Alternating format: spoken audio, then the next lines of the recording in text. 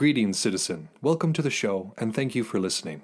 For more of the art of wargaming in your life, definitely check us out on Instagram and Facebook. If you'd like to support the show, we have a Patreon account where you can do just that for as little as $1 a month. What we can offer will expand as the show does. If you don't have extra funds but would still like to help us out, you can give us a like, share, or 5-star review wherever you listen to podcasts. Want to get in touch? Feel free to message us or hit up our email, artofwargamingpodcast@gmail.com. We look forward to continuing the conversation with you because we know the world is vast, with many different ideas on tactics and strategy that can be applied to the games we enjoy. You're listening to the Art of Wargaming on the Earworm Network.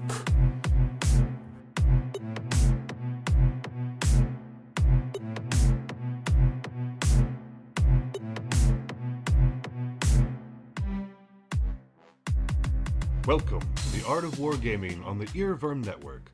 I am Yaga Malark. We're coming to you again with another episode, trying again to put one out at least once a month with how busy things are. I do, unfortunately, have a piece of sad news. I know that in the last previous episodes I've been excited about being able to go to Chaos Wars and bring you all some quality interviews, some quality content from one of my absolutely favorite events in Belagarth. But the ride situation I had has fallen through. And as we know, when we're studying the art of war, the unexpected does happen. And things fall through, and campaigns need to be called off for various reasons. So instead of that, I'm going to be making sure that your wonderfully kind contributions are going towards me going to Beltane this next year, which is over in the east. So once again, I appreciate your kind support so much. And well, yeah, I am eager to continue bringing you quality content. So speaking of quality content, today's episode is a post, basically, of a lecture I gave at MisCon. MisCon is the local sci-fi fantasy convention here in Missoula, Montana. It's been around for quite a while, and it's a lot of fun. It's one of those things that has a cult following. It's not super huge, but the people who do it have been doing it for a while, and they absolutely love it. And again, much like many cons, they've got panels, they've got costume contests, merchants, all the good stuff. And so I've been going on occasionally and giving a lecture. In fact, those of you who are familiar with the YouTube channel may have seen the one that I gave last year. Now, I don't like to give the same talk twice. And even though on the schedule it was labeled the exact same, this particular one is different. This one, we're going to be going over the principles of war. And this is largely based, of course, in Clausewitz, which we have been studying. And it's a deeper analysis done for a larger crew. So you'll hear some people in the background, some questions from time to time. And yeah, so this was a fun little format. I really enjoyed doing the MisCon this year. But before we really get into that, let's talk a little bit about what's going on in the world right now in terms of, what we can actually look at in terms of war. I don't really want to go into the Gaza issue because it is such a hot button issue. As we've talked about before, there's a lot of emotions concerning this one. It's a very complicated situation. But the other reason, of course, we're not looking at it is because it does not resemble conventional warfare. What we're dealing with there is irregular warfare, and it's hard to study that. Much the same, we have situations that are evolving or devolving, depending on your perspective, in places like Sudan and Ethiopia. Of course, we've got the Houthis in Yemen doing their stuff. But of course, the conflict that is easiest to study right now, that has the most elements of conventional warfare, is the war in Ukraine. Now, real quick, I need to apologize to our listeners in Ukraine because it was brought to my attention that when I was talking about the countries where we are listened to, Ukraine was on the list, but I did not say it, which is very strange because it was right there. But I wanted to issue an apology to our listeners in Ukraine. I of course value your patronage. I value your listening, and I extend my deepest sympathies and support to you and your countrymen. But when we look at this, at time of recording, it is May 31st, and we're starting to see a reversal of fortunes. For the last several months, we have seen a slow incursion on most fronts, where Russia has been pushing in. They, of course, have been pushing in from the Avdiivka and the Bakhmut region, pushing west. And then they've been pushing southward into the Kharkiv area. But we've been seeing some rebuffs. We've been seeing some returning fire. And the big reason for both the increased Russian aggression and their increased gain of territory and the reversal of those fortunes, both of these things are entirely related to supply. As we have talked about before, war is complicated and has a lot of different aspects, and one of the most important aspects, and especially in terms of the way war is fought nowadays, is in terms of supply, particularly of artillery shells and other such munitions. They're hard to come by. And for a country that can't really afford them or has the contacts that, can't really go after them unless they've got somebody who's helping them out, it can be difficult. And so when the U.S. Congress was tied up and unable to pass a package that would support the war in Ukraine, particularly the side of Ukraine, they suffered. Those artillery shells are incredibly important. Even though we have drone warfare, which has become incredibly preeminent, we are also locked in artillery. Artillery is still king.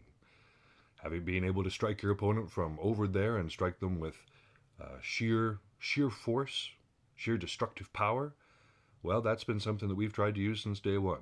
Whether it be an arquebus or a catapult or a sling, our want to hurt the enemy over there is an efficient one. And it's especially important if you're dealing with a force that is numerically smaller than their opponent, because then they can keep them fended off. But without those artillery shells, the Russians were able to make a lot of gains. Now that those shipments have been resumed, we see a change in the Ukrainians' fortunes. One of the other things that the Ukrainian army is doing that's really helping their cause is threatening the supply and communication lines for Russia, which is making them have to reconsider their positioning, reinforce certain areas, and make certain parts of their attack less efficient because they have to start from further away. I'm speaking, of course, of the aircraft and the naval situation. These aquatic drones that have been causing such a problem for the Russian Navy, are easy to operate, fairly easy to build and come by, and they have been devastating the Russian Navy. They've been having a hard time dealing with them. And of course, we've had the drone strikes, the aerial drone strikes against not just naval targets, but also aerial targets, helicopters and planes that are coming over. And so Russia, having this larger established army, also has weakness because of that. It is hard for them to defend everywhere in a way that is the most effective. They have a whole lot of operations set up across the entire line. They've got stuff to the northern part of the Ukraine all the way to the south. That's a massive front that they're maintaining. And it's hard. It's hard to protect everything when you're doing that, especially when all of the information is readily available. It's not like it once was. The fog of war used to be far more prominent, but with the help of satellite imaging of battlefields, that fog of war is no longer as dominating as it once was.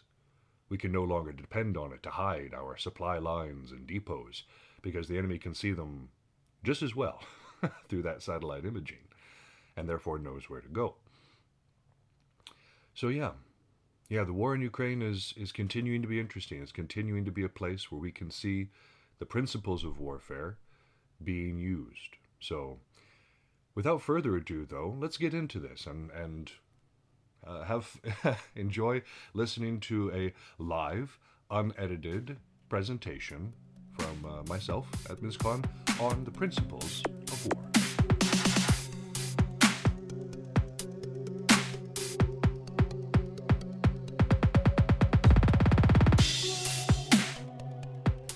I think we're good to go. It is, yeah. No, I've got a voice made, or I've got a face made for radio. Okay, welcome. I know that the catalog said that this is going to be the application of military science to game theory, and that is correct, but we're going to be narrowing our particular focus to the principles of war and how those specifically can be applied. So before we get started here, what is wargaming? What are we studying here? Well, wargaming can be a wide variety of things. It can be chess. It can be Warhammer 40K. It can be something physical like Belagarth. If y'all were outside over the last couple of days and saw people whacking each other with the sticks, it can be something like that too. Wargaming is any time we simulate anything tactical or strategic. How about operational? Operational too, if we're really getting into it. Yep, exactly. So why do we study actual war for this? Because obviously it's not quite the same thing. We're not commanding real troops in the field. We're not leading people to risks or anything. But the principles are still the same. Much like math, war follows certain rules. It follows certain guidelines. And yes, I see you there. and of course, there's ways to break out of that. But they're always changing. And they're always changing. That's the thing. They may exist, but we don't always know what they are. And we don't always know where they're moving to. For instance, I don't think anybody before the current conflict in Ukraine could have predicted the sheer utility of drones. They have absolutely changed, completely beyond anything else, the nature of warfare. And I know there were people, of course, that looked into it, but the wider public, it was a surprise to the vast majority of us. And so something like that, or something like the discovery of gunpowder as being like, oh, we can make this into a signal, right? In the early Chinese history, when gunpowder was first discovered, it was used for signal and command. And then we were like, oh, we could put it behind a projectile and just fling that like a sling at people. So the technology is constantly changing, which means the rules are constantly changing, but this is also applicable to things like Belagarth, for instance, which is one of the physical war games that he and I do. The tech changes. When I first started, the weapons were really clunky. It was PVC with some blue foam on it, and it moved like a slug through the air, and we thought that was pretty slick. And now it's got like military foam on it. We got like a fiberglass, like classy core. Things are moving fast, and so like, if you were to use that old tech right now, it would not go well. I've seen people who come out of the woodwork. It's not fun. So, other fields of study are also applicable here, because business actually has drawn quite a bit from the study of warfare into itself.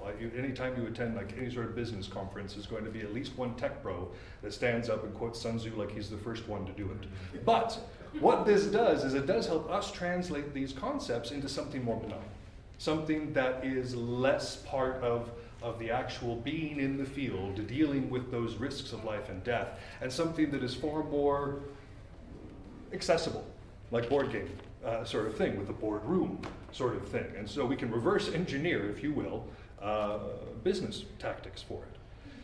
When we're going through our various things today, I'm going to be drawing examples from Belagarth primarily, Warhammer 40K, because these are two of the war games that I know extremely well. And then we're also going to be taking real-world examples from the war in Ukraine, because it has provided an excellent sandbox, if you will, for examining many of these principles in action. So, let's get started. Doctrines. This is the first place that we start, because the first principle of warfare is objectives. What are we trying to achieve, and how are we trying to achieve it? Objective can be defined as a clearly defined goal, and a thorough understanding of the means by which we intend to fulfill that goal.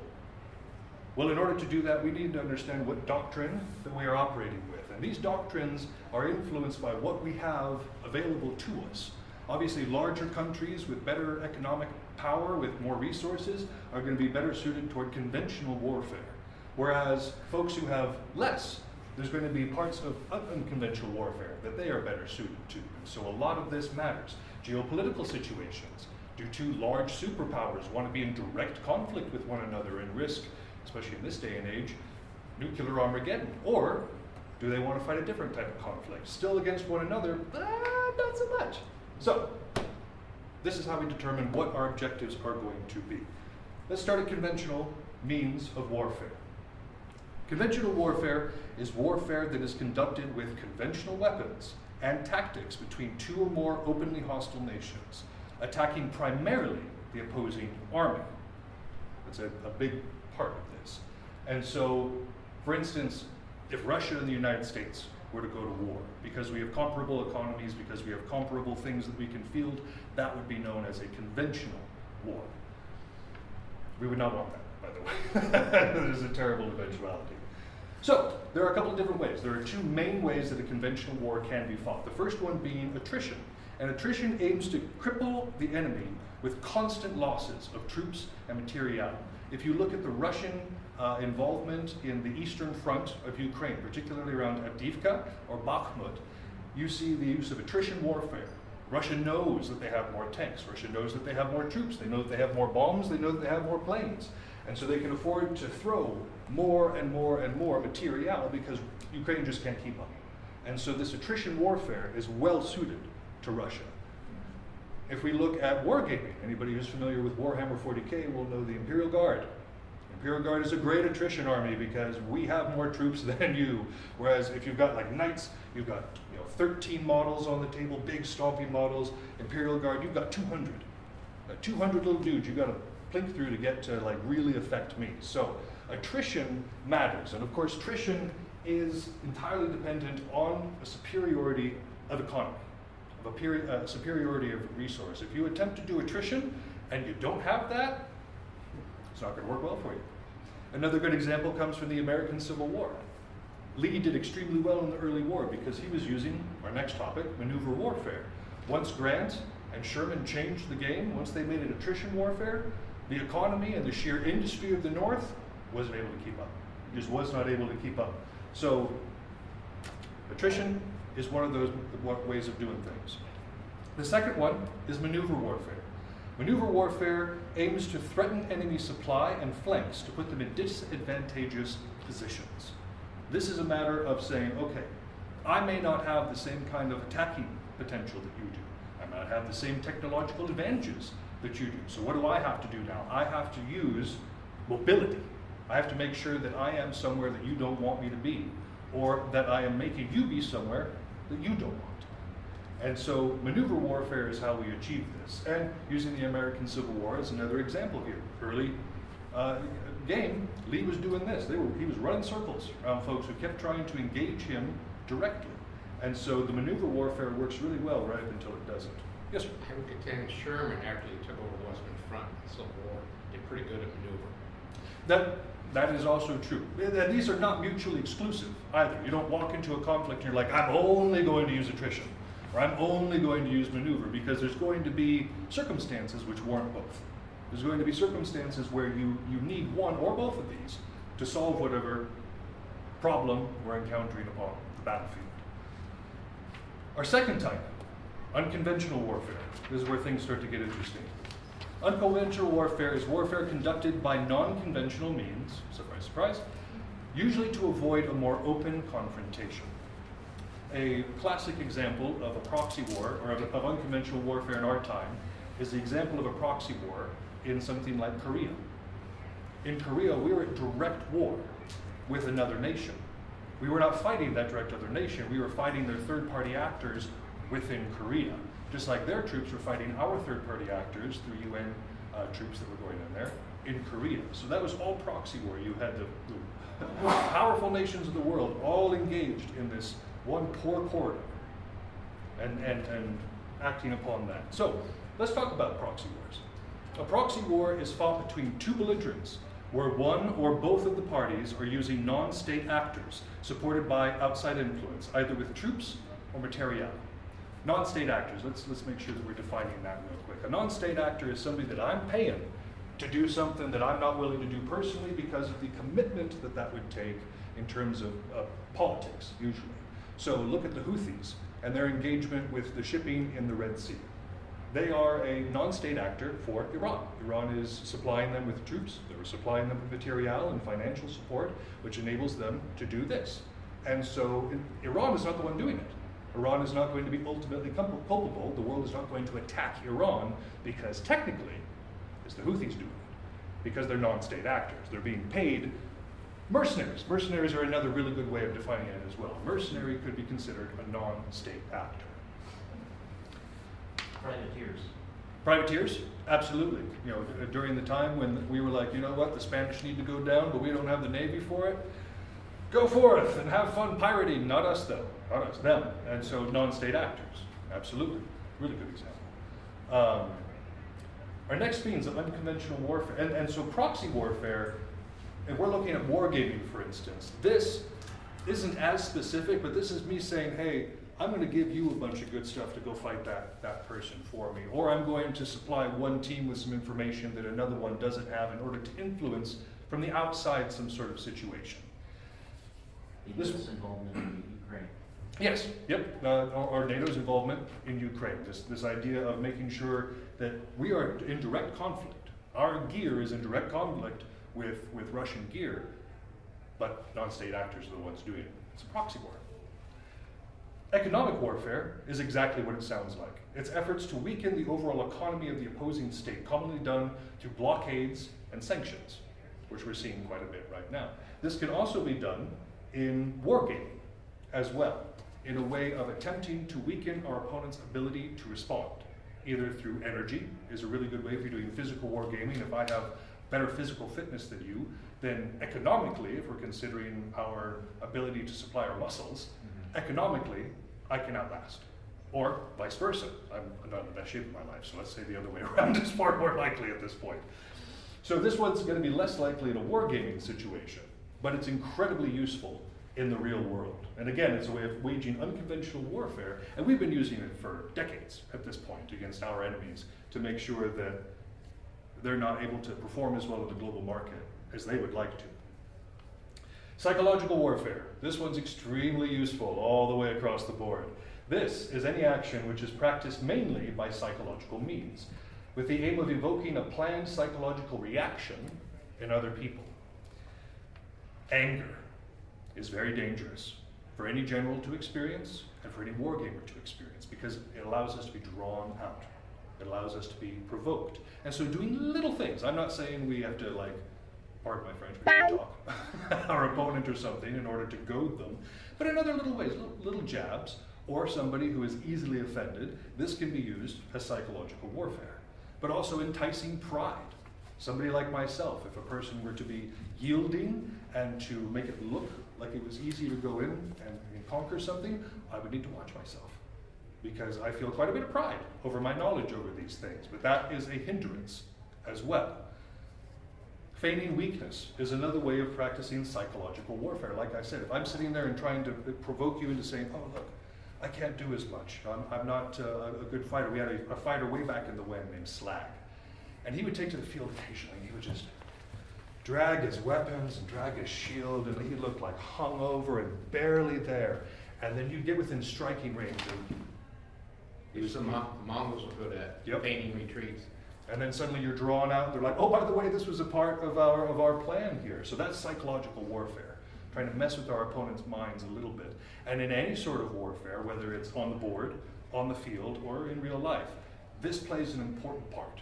Even if we're not trying to be bad opponents, or even if we're trying to practice good sportsmanship, psychological warfare can still serve us extremely well. Espionage. Espionage is using spies, as it sounds like. And I'm going to go into a little bit more detail about it because I find it fascinating, but obviously this is not something that we use as much in real world wargaming, so let's go through this real fast. 5 different types of spies as defined by Sun Tzu. The first one is a local spy, and those are citizens of the enemy state. You know, this is somebody who lives in the other place. They are not a spy themselves. They are not somebody who's been trained, but they're somebody we pay for information. Honestly, influencers are some of the best local spies right now. The amount of times that the influencers have snitched on their own countries and betrayed position, it's crazy. Like seriously, look at it right now, the current conflict in Ukraine, it's nuts.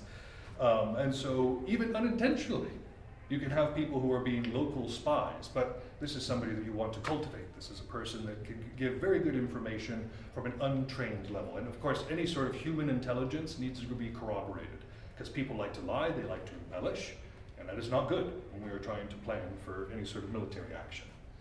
The second type of spy is an inward spy. And these are enemy officials that are now have been turned and are working as double agents. So if I'm able to get somebody Secretary of State to start feeding me information, or even better, the Secretary of Defense, to start feeding me information, I have then recruited a inward spy or a double agent. And I wanted to put that, double agent is a word that's thrown around a lot, or a term that's thrown around a lot, and it's very rarely actually defined. And it means an employee of a secret intelligence service or one country whose primary purpose is to spy on a target organization of another country, but who is now spying on their own country's organization on behalf of the target organization. Basically, they flip sides in the easiest way. But their original employer does not know that. That's the important part here. That's why they're called a double agent rather than just our guy now. Converted spies are another type of double agent, but these are enemy agents or spies, rather than officials who have now been converted over to working for our side. And a lot of time, and between those two types, you get a lot of different types of information too. Because the spies that we are now paying are going to have access to information that the officials don't, and vice versa. And especially at the level of the official, if we've turned, a deputy of a deputy of a deputy of a deputy, then we're going to have less power than we are just like the straight up secretary or whatever. And so these various levels are going to matter. Doomed spies are given false information and they're intended to be captured. They're intended to be like, oh yeah, of course we're moving up the east side. Go into this area. Oh, they got captured. And they think we're doing it. They took the bait. Is exactly the idea. This is not a great way of being a person, but if you're being a spy master, morals aren't necessarily your Invasion of Italy. Yep. Great example of it. We have false flag operations. That's another way of saying a doomed spy as well, is you have false flag operations is another term that's commonly thrown around for that. And then surviving spies are the exact opposite. Surviving spies are people who are supposed to go directly to the opponent's camp and bring the information back. Why do I go into this? There are several types of unconventional warfare that I did not include on here. Why is espionage there? Because gossip is a thing. Because being able to analyze our opponents is a thing. Because being able to know what that relationship is possible. So even though we're not necessarily sending doomed spies to our opponents, which I've absolutely seen happen though. Okay, I'm gonna have an aside. One of my first Chaos Wars, I was there, and it was one of the years where the Urukai, which was a new and up-and-coming unit, also LOTR, but within Belagarth they were kind of themed off of that, and the Gelf were working closely together. Now the Gelf were a heavily established unit. They'd been around for a while. Urukai were up and coming, and on all the parts they were doing well. And one night I was wandering around drunk, because it was my first event and I had no idea how to hold my liquor, but I wander out to the open field, I see this gathering of people, and I'm like, friends! And I go over and I hush whispers. And I hear somebody say, if it comes down to it tomorrow during the unit battles, it doesn't go to the Urukai, it goes to the east. I was like, what? So I go rambling, drunkenly falling over hay bales back to my particular camp, because I was part of the Urukai at the time. And I wandered into the unit leader's tent, probably shouldn't have, but I did, and interrupted him and his wife and said, hey, I found out this information. And so the next day, instead of being betrayed, we did the betraying. We lined up and we just hit the Gelf every single time. And that treachery was revealed. But at that point, I was a surviving spy, unintentionally speaking. But I had gone to the enemy camp, acquired information, and gone back. Now, my unit leader chose to listen to me. I was also a drunk 21-year-old, so who knows if that human intel would have been reliable. It turned out being so, but that was a risk that was run. So, it is possible in small ways, particularly when we're dealing with larger groups, not necessarily with tabletop wargaming, but if you're dealing with groups that have people involved, spies are actually quite useful. And then guerrilla warfare. Guerrilla warfare is small groups of irregular military forces engaged in limited conflicts with civilian authorities, occupying powers, or other guerrilla forces. I actually did an entire section of this on the Art of Wargaming, which is the podcast I do about this stuff. And it was studying the writings of Abu Bakr Naji. And he is one of the preeminent writers for Al-Qaeda. I acquired this information through the Defense Department, by the way. It was not illegal for me to have. But it talks about the use of this particular style of tactic, and this is on the lowest part here because guerrilla forces absolutely. Sorry. How y'all doing? absolutely do not have the ability to engage in any sort of conventional conflict, which is why they're all the way down here, but can still be very effective. The United States was bogged down in Afghanistan for 20 years by guerrilla forces using unconventional tactics. We have the best military in the world, actually not arguably, absolutely, but we were unable to secure a decisive victory in Afghanistan because guerrilla tactics do work. Now, when we talk about irregular military forces, I do want to point this out, that we mean rebels or partisans, and the difference there being a rebel is somebody who is rebelling against their own government. So somebody who is rebelling against the Afghan government in that particular case would be a rebel. A partisan is somebody who is resisting an outside power. And so those who are fighting against the United States' interests at that point would have been considered partisans. It's a partisan movement. Paramilitary, which is a Blackwater. Wagner Group is one of the ones that we can use from the Ukraine conflict. These are paramilitary forces, non-state actors, as we talked about before. And then, of course, armed civilians, just people forming together into militias in order to accomplish some sort of political aim. The usual actions done by guerrillas include sabotage and petty warfare. The difference between those two being sabotage is an attack of civilian or general infrastructure, whereas petty warfare is attack of military infrastructure, so specific convoys going to military bases, or pipelines that are going specifically to military places. Whether a pipeline is going to civilian areas, that would be sabotage. A small distinction, but it is important. What's the other sabotage and? Petty warfare. Petty So petty warfare would be against military convoys. Correct, yeah. Oh yeah, let me make sure. Petty warfare, military targets. Sabotage, civilian targets, right? Okay. Or general targets, general infrastructure targets. Yeah. That's a big difference between if you're attacking military or civilian. Absolutely. And you have different aims there. And of course, one of the other ones we talk about is terrorism. And this is something that is an action that is done purely for psychological effort. This kind of goes back a little bit to this. Terrorism is one of the ultimate expressions of psychological warfare and is often used by guerrilla groups because of its sheer economy. You can do a lot with a little instead of doing something conventional, which costs a lot of money. Ambushes, raids, and hit-and-run tactics are all things that guerrilla organizations use to accomplish their aims. And instead of trying to secure a tactical victory on the field, a decisive victory on the field, guerrilla warfare aims to make it too costly to stay. It's just too much. It's too much to continue occupation. The state itself can no longer fund, but guerrilla warfare is a form of attrition without grinding two large forces against one another. So we've gone full circle between these styles of warfare with these doctrines. Right? 200 years, 20 years. Right now, it works. It's a long time. Yeah. How? That's before my time. Any questions on objectives and the doctrines before we move on? Good. Would you say that the SAS actions in Africa during World War II were a form of guerrilla warfare? Absolutely. And again, a larger force that even can field conventional tactics can still engage in guerrilla warfare. Yeah. You know, especially if we're trying, like the non-state actors thing, like let's say the special forces or SAS are going into areas where the larger forces aren't. And it's not necessarily the full-on conflict. Absolutely. A larger force can engage in unconventional means too. In fact, those sure. tactics forever. Exactly. Get behind enemy lines, then Maneuver. All right, next. Surprise. Anybody that knows anything about war is that surprise is very important. Making sure that we are deceptive. This is one of the things I dwelt on quite a bit last year in my lecture, was the idea of deception. How important it is when we're dealing with warfare. And a big part of that comes from surprise. Being able to surprise, yeah, without putting it any further. So if we're defining surprise within a military sense, we're talking about attacking the enemy at a time, place, and manner for which they are unprepared, right? And so trying to catch them out, trying to catch them in a place where they're not going to be able to resist us as much. And so in order to conduct a surprise, this process needs to happen first for our own selves. Because intelligence, knowing things about our enemy, is very important. There are two types of intelligence.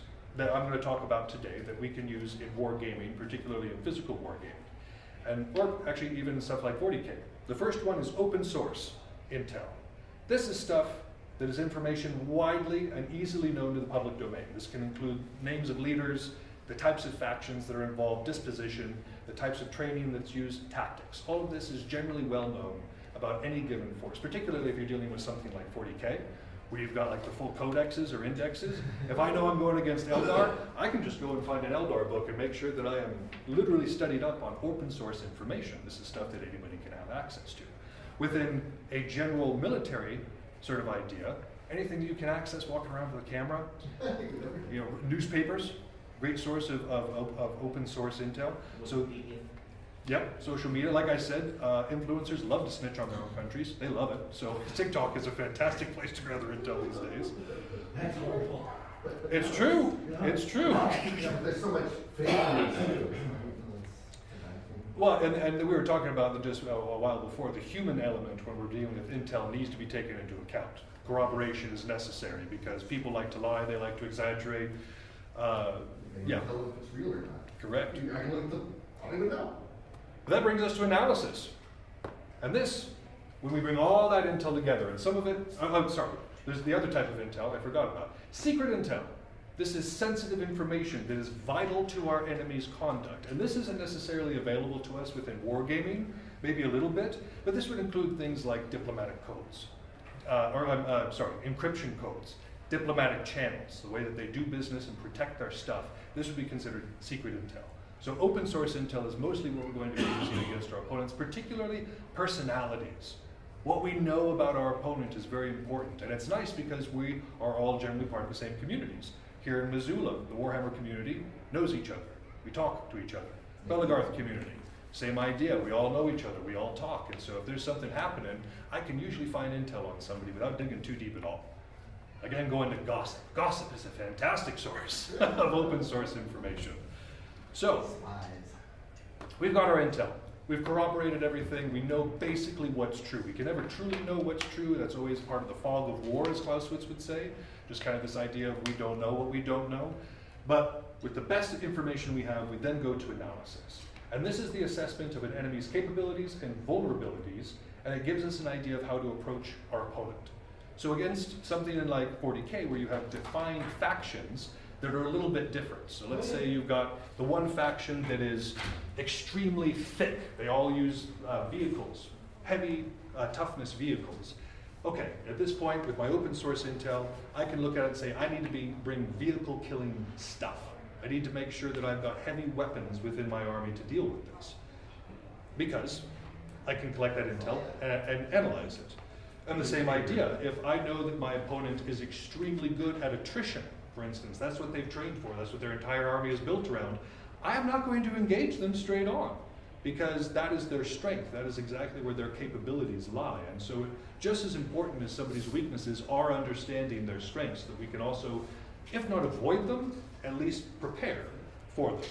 And of course, when we're dealing with this assessment, we're going to find critical threats and critical opportunities that we need to keep in mind. Not necessarily things that we can move on immediately, but stuff that is important for the future, something that can dictate our entire battle plan going forward. So, like I was saying, if you've got a larger force, and by larger I mean like the models are larger, model count is down, well then that gives us the critical opportunity of knowing that our opponent doesn't have much to work with. They may be high-powered things, they may be able to stick on the field, but if we bring the proper tools, that is actually a threat that we can give to them and an opportunity. Whereas, you know, if we're a high mobility sort of unit, our greatest threat to us is being bogged down someplace, being caught up in some sort of milieu because we can't operate that way. And so making sure that we can, it requires honesty.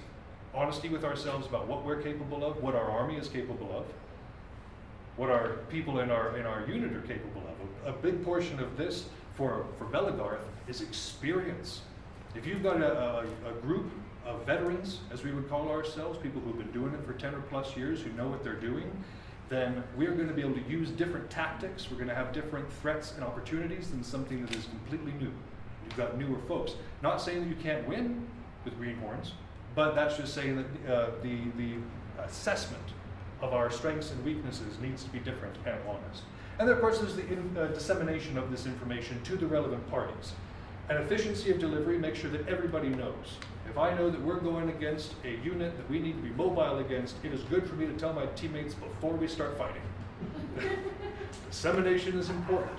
But, in the same token, making sure that our opponent doesn't necessarily know what we know is also important. So there's that balance between getting the information out there, but also having that information available to the wrong parties or the wrong type of people. That's surprise. Any questions before we move on to concept number 3? All right. On the exact opposite side of the spectrum, security. So security is the exact opposite of surprise. We're trying to make sure that we do not get surprised. It is the preventing of disadvantage and promoting freedom of action by reducing our vulnerabilities to aggression, influence, and surprise. This can be done through 2 different methods primarily. Of course, we need to shore up what we have. We need to try to defend it as we can. But preparation and vigilance are the most important factors when it comes to security within what we do, within wargaming. Obviously, if we were trying to defend ammo depots, there would be different things on this list. But since we're dealing with wargaming, this is what we've got. So preparation. Preparation falls into 2 main categories itself, practice and research. Practice ensures our proficiency with whatever manner we intend to conduct our conflict, including coordinating synchronized efforts between multiple elements. So if I'm going to go out there and I'm going to use a red weapon, which is within Balagarth a weapon that exceeds 48 inches long and is often used in a 2-handed striking manner, I probably should practice with it, or before I try to go on the field with people who know what they're doing. This enables me to have security over my operations. If I'm going to go on the field with friends, if I'm going to try to be out there with other people, then that preparation needs to be us working together and making sure we know what we're doing. If I go out there with people I've never met before, then security within our operations is not going to be possible, not the same way, because we're just not going to have the same kind of coordination. Research, when it comes to security, is giving us an idea of what to expect from our enemies. So practice makes sure that we have an idea of what to expect from ourselves, our capabilities, how to handle what we are bringing to the table, but research gives us the ability to assess what our opponent is going to be doing as well. And but coming back at us should also be a detailed analysis of our own weaknesses, because then we can also understand where the vulnerabilities in our security might be. If I know that I rely on mobility, then I also know that my weakness is in the denial of that mobility, and so my security needs to be appropriate for that. The vigilance aspect is because, as he had mentioned, the battlefield changes. The rules are constantly changing. The weapons that are effective are always changing. The tactics that are effective are always changing. And so continued vigilance, continued research, making sure that we're not becoming stagnant with our information, or at absolute worst, prideful with our information, and falling into the area of hubris, saying, of course I know. I've been doing this for over 20 years. I've been playing Balagarth for over 20 years. Who's going to do something I haven't seen before? Everyone. Everyone's going to do something you haven't seen before, because people are bringing new things to the table. So that vigilance is extremely important. In fact, it can be summed up in a wonderful quote from Star Wars: don't get cocky, kid. Make sure you got that vigilance going on. Because complacency is lethal. It can win or lose battles for us. What are we looking for on time? Golly. I tell you, an hour is not enough time. It really is never. Any questions on security before we go on? All right. Effectively implemented, the goal of security is to avoid surprise. Exactly. Avoid surprise and to avoid the vulnerabilities due to aggression and influence. Because remember that when we're dealing with unconventional warfare, we're also dealing with things like economic warfare and psychological warfare. We did not expect Russia to be able to have the economic durability that they did. If you all remember, within the first few months or first year of the war, people were like, the Russian economy is going to fail. They're going to do terribly, especially with all the sanctions and everything. They're just, and then Russia was like, no, we're not. We're a massive nation. We can pull in all these resources. And so that attempt at it was, they had security against that particular attempt. And so not only does it secure us against surprise on that level, but also against other forms of warfare. Russia's such a weird...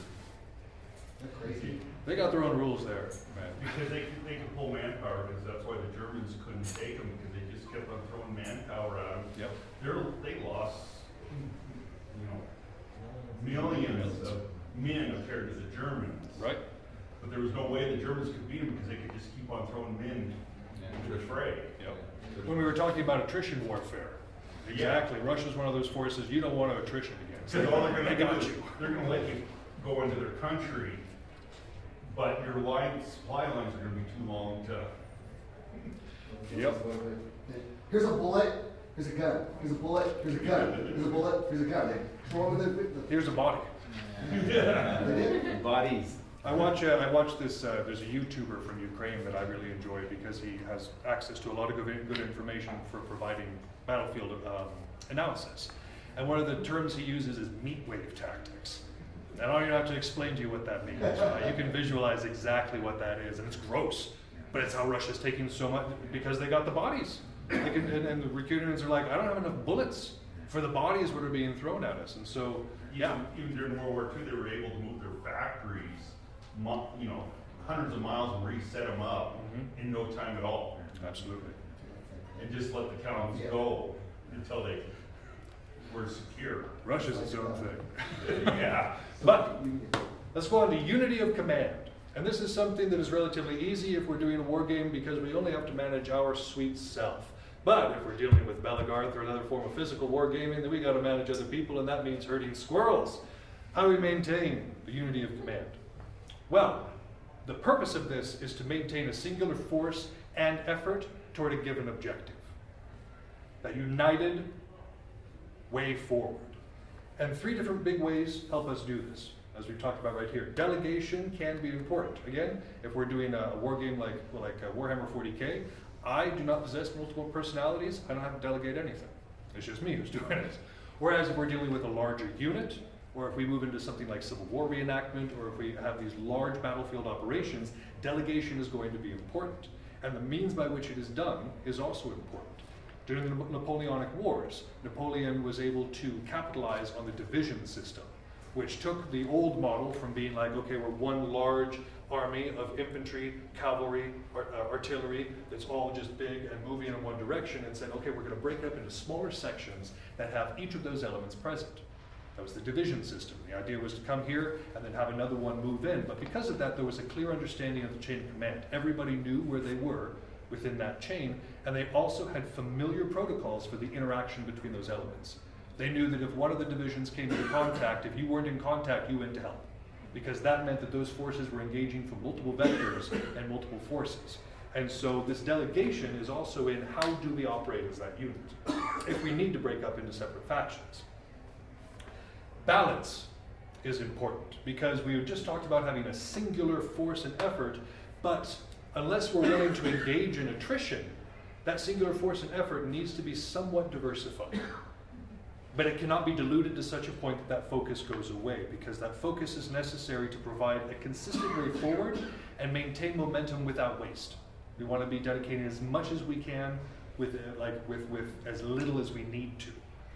And that diversification allows us to strike our opponent on multiple levels or multiple fronts. For instance, if we want to engage in economic warfare, that's going to take resources. That's going to take some form of commitment. Whereas if we're going to engage on splitting our forces, one person goes to the right flank, one person goes to the left flank, that is a diversification of our efforts, and it dilutes one or the other. So each of those forces is now weaker, even though they're all moving toward the fore. And so this is down to a commander's discretion, being able to judge what the balance should be for what they have available. We already did that. Morale. Morale is huge for maintaining the chain of command, because it allows for quick, accurate, and energetic obedience. Energetic being a big one there, because if people are like, fine, their engagement on the field is going to be far less than if they're, sir, yes, sir, and getting right out there. And so morale is huge. How do we maintain morale, though? How is this something? Well, if we're dealing with larger group actions, it's a very complicated idea. But if we're dealing with wargaming, in particular with physical wargaming, and we're dealing with our friends, maintaining good relations between teammates is important. Doing stuff outside, making sure that you're going to suppers, helping each other out with like moving or something, but trying to maintain those bonds outside of just being on a team together. In this way, it actually creates coherency, and it creates give a damn. The person standing next to me, I have a vested interest in them doing well, and me doing well too beside them. And so having that good relationship between teammates is excellent for morale, it's vital for morale. Within a group and within ourselves, resisting hesitation, doubt, and frustration are big ones. We can learn really quickly not to hesitate, right? Just be like, I've got the information I need, let's go. That's something that can be learned pretty easily. Doubt is also something that can be overwritten easily, especially if you have pride. Doubt's not going to be an issue. But frustration is something that can vex any of us quite easily. If we're like, I'm going to put forth my best effort, this is a really good plan, it failed. All right, what about this plan? And it failed. And the more that it fails and the more that it starts to compound, it is easy to go somewhere that is called on tilt. And once we are on tilt, our enemy has a massive advantage over us. So frustration is actually one of the biggest hindrances toward any sort of battlefield situation, because it can make or break an army. And it is a fundamental part of morale. If we've got all those other things present, then it's not going to matter as much, especially if we train for it and say, all right, shake it off, stick and move, right? It has to be a point of focus for us. Any questions on unity command before we move on to the next one? And again, this one's very important. I've seen it go wrong in Belagarth. You have too many cooks in the kitchen, as it were. Everybody's got an opinion. Everybody's got an idea of how to do the thing. And before you know too long, you've been enveloped. And you don't have time anymore because time is of the essence. So one person drives the bus, and everybody else figures out how to follow it. I can't remember the exact quote, but it says, democracy is great everywhere except the battlefield. The battlefield has to be a tyranny. Economy of force. One of my favorite concepts. I love economy of force. Economy of force, simply put, is applying all of combat power available in the most efficient manner possible. That's what you want. That's right. It's hitting hard. And it's hitting hard with as little as you need to do. So it's saying, what do I need to overcome my opponent, and how little do I need to commit? Because ultimately, we're not probably, if we're dealing with a larger campaign, it's not just the one fight. It's the next fight, and the next fight, and the next fight. So making sure that we have some of that oomph left is important. So let's talk about the application of this force. Each element of the army needs to have an easily defined task toward which it is well suited in training and equipment. If I'm playing Warhammer 40K and I want something to be a shield wall, and I put my weakest unit out there, I can tell them to be a shield wall. They're not going to do great at it, but I can tell them to do it. And so that application is important. Making sure that we're using what needs to be used where it needs to be used is a massive part of economy of force. And this goes back to the intel, understanding our strengths and weaknesses, understanding what we can bring to the table in that particular way. And this responsive and effective command structure within this, if we have that, allows for maximum reaction speed. So efficiency is necessary in the way we do things. That's part of the reason that you'd use the top-down model. This person reports to this person and going on and on. Because that means that it moves fast. It says, I do this. It doesn't go into debate. There's no committee. It's just going. And so having that command structure with the Urukai, I'm going to use them as an example again. We got huge. Got to be a very big unit. It was so big that if you were standing on that end of just unit itself, you couldn't hear what the leader was saying. And so the leader could be barking out orders that were absolutely brilliant, but the people on the flanks had no idea. And so we implemented the strategy of somebody said, move right. Anybody who heard it screamed, move right. And so everybody knew exactly what, and we were a massive force. Nothing we did was secret. Like, it wasn't worth it trying to conceal. Like, you knew where we were. But that helped. That helped maintain the economy of force, because you didn't have these little pieces breaking off. Oh gosh, I gotta be over here. We were able to hit where we needed, when we needed. And so that was important. And then, of course, proper intelligence tells us what this force needs to be. Understanding what our opponent brings to bear is how we do this. If we only bring a squad, and our opponent has brought a division, that's not economic. That's us wasting people on that. So understanding what our opponent has and what we need to counter is a huge part of that. So that's the application of the force. But on the other side of it is the conservation of that same force, because it is important to prevent losses where possible. Who's heard of a Pyrrhic victory? This idea of, yeah, I won. I can't fight the next fight because I'm completely crippled from that one. Oh, we won.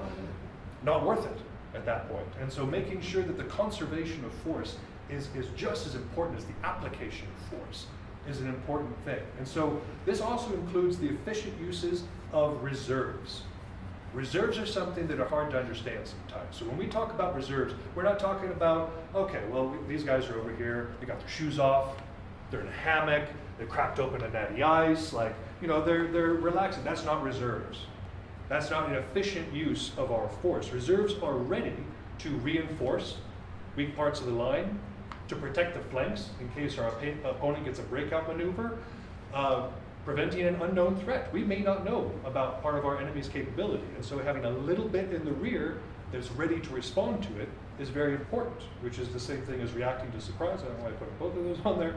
And then conducting secondary operations is another part of that. And so those operations may be a retrieval of a particular object or a particular resource from a place, or they might be sabotage on some other level. And so having those reserves engaged in something, they're there for a reason, they're not just taking up space, is important to this economy of force. So if we're looking at something like a good place to look is Warhammer 40K, where you actually have something called reserves. And they're not just sitting there up in the sky to do nothing. Like, they actually have an active part on the field. They need to be considered. And 40K makes this a mechanic in the game. We can do it within physical wargaming too, where we have people who are standing back. Not everybody in the line immediately, not everybody engaged immediately, but those people aren't back there just resting. They're not taking a breather. They're looking. They're like, okay, where do I need to go to plug a hole? Where can I get a flank in? These reserves, even if they're not actively engaged, need to be actively engaged in what's going on. Does that make sense? Any questions on economy of force? Battle of Midway, I think, is a classic example of that. Exactly. Nautical land, more nautical area. But just as important. I mean, Midway shifted the balance of the war in the Pacific, and that was done through economy of force. Absolutely. And understanding those capabilities on both sides of it. Mass. This is the exact opposite concept of economy of force. Economy of force is saying we got to use as little as possible to achieve the objective. Mass, on the other hand, says hit them hard. Hit them with whatever you got. And the reason that these two contradictory concepts are on here is because a skilled commander knows when to use which. Because mass can be important in many places as well. So, if we're talking about mass, on this page as well, it is the synchronized application of overwhelming force at a decisive place and time. Decisive being the main word here. You know when to use it. This is something that comes from training, because if we waste this, it's bad.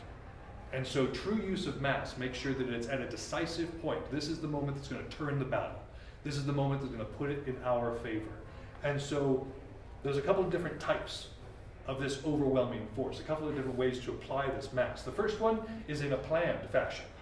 We know about it ahead of time. We've identified the enemy's weakness. We know where we're going to mass. And so I tell these guys, everybody is in on it, and we move on a specific place, knowing full well what the plan is for us. That's the first one. It's with forethought preparation, and it's a coordinated effort between well-informed forces who understand their specific roles. D-Day is a good way that this was planned and poorly executed because of weather. But it was a planned overwhelming force, trying to overwhelm that western front of Europe. Opportunity is as it presents.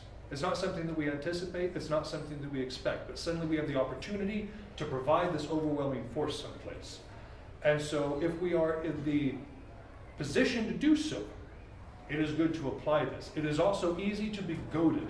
This can be a feigned sort of thing. If we see an opportunity and they say, come apply all your force right here. Yeah, sorry. It's a trap. It's a trap. It could be absolutely a trap. And so this needs to be assessed with our intel. But this opportunity for overwhelming force cannot be negated either. And then you have the pursuit. There is we've had a success. We've managed to punch through the line. We've managed to achieve our aim. What are we going to do afterwards? Because allowing our opponent to pull back and reconsolidate and then come at us again, that's not a victory, that's a displacement.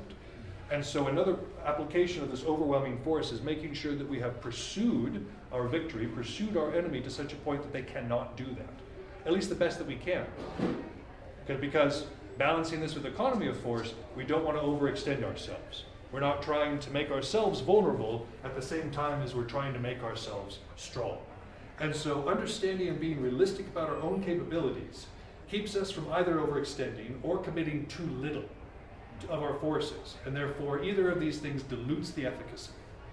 And then we might as well just be throwing people away. It's not a good way to do things. Questions on mass? Here we go. Maneuver.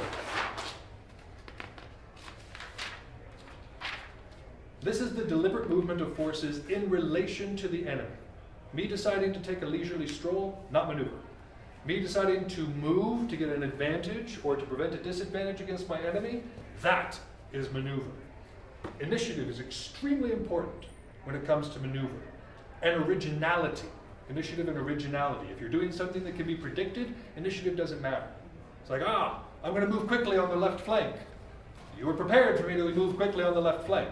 A really good example of this is the Battle of the Little Bighorn. Custer had a pattern before he got there. They would engage the forces directly, and then he would send groups around to threaten the villages, to threaten the women and the children of the tribes he was going against, and use that as leverage to get them to stop fighting in the first place. At the Little Bighorn, they were ready for it. And so when he took that force around, expecting full well to be able to get that flank, the full force of the Sioux Nation was there to meet him. And it did not go well because it was not original. So even though he had the initiative in that moment, it was not original. They were able to predict it from repetition, and he paid for it. Thankfully, but he did pay for it. So yeah, it is important to be unpredictable in our tactics. That's a huge part of maneuver. And choosing this initiative allows us to choose the manner and location in which the engagement happens. We can set the ground and we can set the time with this initiative. And so that makes it important because that gives us an immediate advantage over our opponent.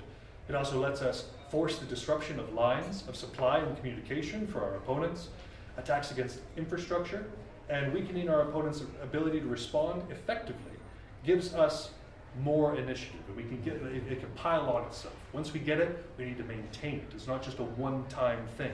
Much like Aristotle says of excellence, excellence is not a destination, but a practice. Initiative is not something that we just get and keep. It is something we have to maintain as we're going through. And so these actions that we're using, again, is we're threatening flanks, we're disrupting lines, doing what we can to use this maneuver to our benefit because we've got that mobility to do so. And the exploitation of that success is where we get the true victory. As we were talking about pursuit in the previous concept, maneuver is a huge part of that. Being able to cohesively and concertedly pursue our opponent requires a master of maneuver and knowing what we're doing in this particular way.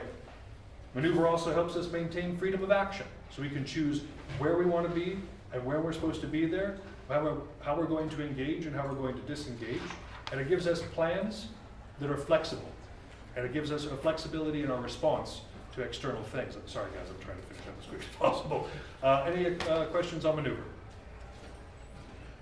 It's moving around, moving real good. Offensive, we're getting to the end. This is my last slide, everybody. So that all comes together. We brought everything together into our final concept of the offensive. The offensive is an effective and decisive means by which we achieve a clearly defined objective, like we talked about at the beginning, using all of the prior concepts of economy, force, mass, and all of these things. Seize, retain, exploit.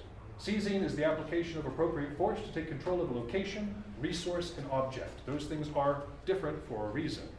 I was going to explain them all, but then I talked too much about the other things. Retain, maintaining possession of a resource, location, or objective. Exploiting, the use of a resource, location, or objective to benefit us for either now or future plans. A good example of this is in 40K, of course, where you're trying to get to the objectives and use them to score consistently. You're seizing, retaining, and exploiting those objectives. So in totality, keep it simple. Person.